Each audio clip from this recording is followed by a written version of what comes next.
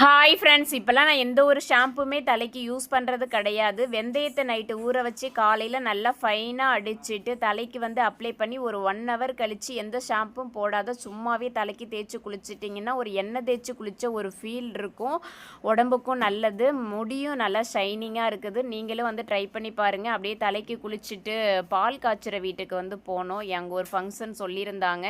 அப்படியே வீட்டெல்லாம் சுற்றி பார்த்துட்டு அங்கேயே காலை டிஃபன் முடிச்சாச்சு. மதியத்துக்கு வீட்டில் சிம்பிளாக சாம்பார் வச்சு சாப்பிட்டு முடிச்சுட்டு அப்படியே நாங்கள் ஊருக்கு கிளம்பிட்டோம்.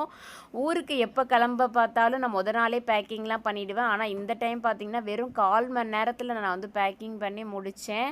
அப்படியே இன்றைக்கி டிஃபன் நாங்கள் 6:30க்கே சாப்பிட்டு முடிச்சிட்டோம். நாங்கள் எப்பயுமே மேல்மருவத்தூரில் உள்ள ஆரியாஸில் தான் நாங்கள் சாப்பிடுவோம். இன்றைக்கி கரெக்டாக அந்த டைமிங் அமைஞ்சிடுச்சு.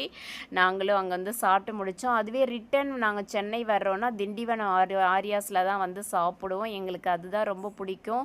2 ஹோட்டல்லையும் உள்ள டேஸ்ட் ரொம்பவே நல்லா இருக்கும். எங்கள் பசங்க எப்பயுமே அதில் பரோட்டா தான் சாப்பிடுவாங்க. ஏன்னா அதில் சன்னா சூப்பராக இருக்கும். அப்படியே இன்றைக்கி டே இப்படி போச்சு.